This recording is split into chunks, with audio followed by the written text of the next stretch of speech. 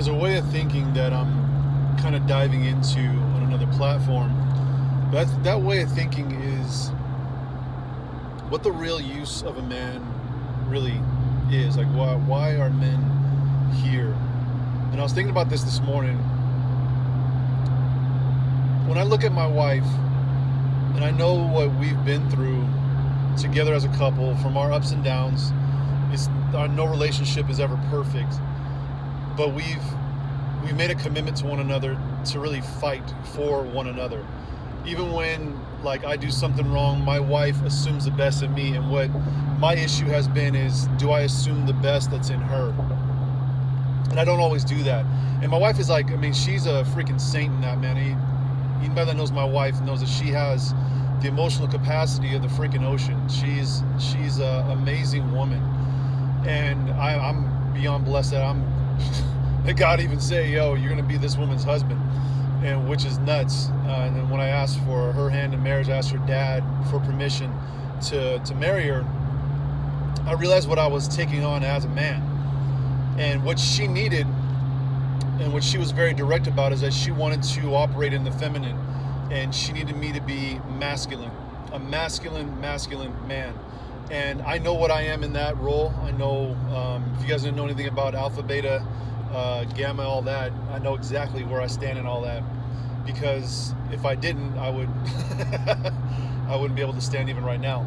Well, understanding what my role is, that helps me to have, I guess you'd say, to have my real purpose. And so much of what you'd see in masculinity right now is men who don't have purposes, which is why you see the numbers of suicides amongst males, and even like mental health amongst young boys going to pot right now, and young men having real issues, not only with the failure to launches and stuff like that, but even just taking responsibility and being afraid to fail. Failing, let me just be real with you, failing, a guy has to fail. A man has to fail. They have to fail. But they also have to be taught what it means to get back up again. If a boy is never taught to fail, if they don't strike out, if they don't lose a game, if they don't get first place or even up on the dang platform, if they don't lose a race, if they don't, if they don't do whatever, if they don't do well, and they fail, and they don't own that failure for themselves, then if they're not encouraged to get back up again, that boy will never become a man. Never. Okay? And the reason why is, becoming a man means that you remember failure. It means that you remember what it was like to just immensely fall to the floor. And in doing so, you remember what things not to do. And I'll tell you, my journey in becoming the man that I am right now, and people have said, hey, you're like a freaking dude. It's like that this didn't just freaking happen overnight. There's things that I had to fail at, and I failed miserably in several different arenas of my life, from financially to sexually, morally, relationally, all that. I failed immensely. And now, being 44 years old, I've come into my own about so many different things, but that's a part in what it means to actually be a dang man. And that means that I take responsibility for my wife. That means that my home, that is my dang house. And what I say goes in the house goes, but you understand though, my wife has that veto right. She gets to say yes or no. And I honor my wife in that, but she knows dang well that I am protecting that home for her. And there's no person on this planet that's gonna come into my dang house and do something that might come to the detriment of my wife. And I will give my life for my wife. I will do everything I need to do to make sure that my home is a protected space for my wife. And this is what's so important about men. Failing means that you have to rise up. Failing means that you have to say, I'm going to do better next time, because all boys need to hear that. They need to do that. If they don't do that, that kid is freaking screwed, dude.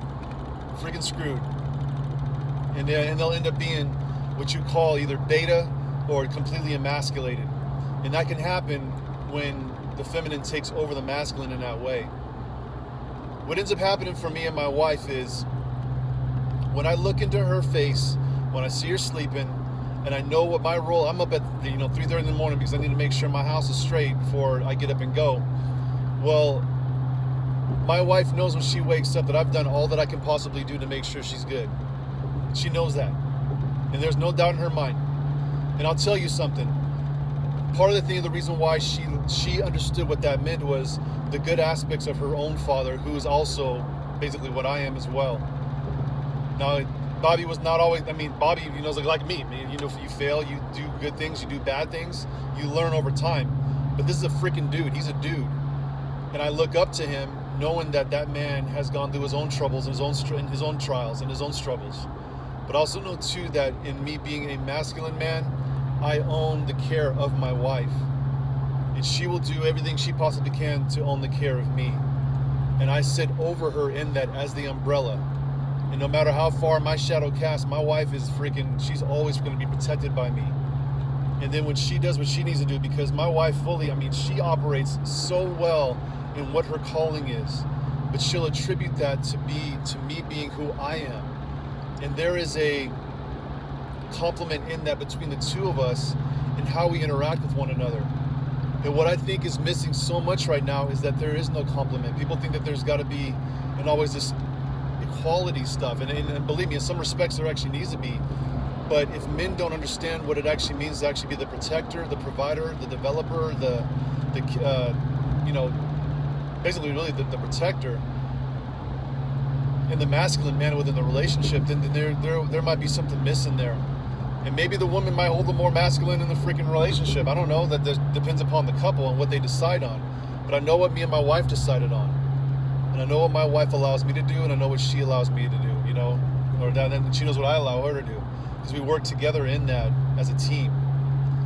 But in this, when I wake up in the morning time, I look over at my wife, and I know that my duty will always be to serve her, to care for her, to protect her, and to love her. And in that, she does the same exact for me. She cares for me. She loves me. She does what she can to protect me as well. And I'll tell you, I guess the real reason why I'm actually making this is yesterday I had a situation where I went to pick up my puppy from the vet, and a woman behind the counter said something about me, or she was basically trying to compliment me, right? And the first thing that I thought to do was not to take what she was saying seriously. She made me freaking blush what she said, but my first thing I was to do was just not to take it seriously, because I only want to be what she was saying to me in my wife's eyes. And so my first thing, I went home, I told my wife, I said, this is what happened. And my wife always laughs about stuff like that when it happens to me. But in reality, I need to protect my marriage. That's my first freaking deal. It's always to protect my marriage. To make sure my wife knows that even though, man, it's Lulu and her lemons walk by, even though there's always temptation out there, that fight is what makes me rise up. To rise up to be a better man, the man that I need to be. Because if I can be that, then I've done my dang job. And that's what I need. I need a purpose. Men need a purpose. They need to be able to say, I failed, but I can do better next time. And believe me, I failed before. And I still know that I got love in those areas, but I failed before, and I don't want to fail again.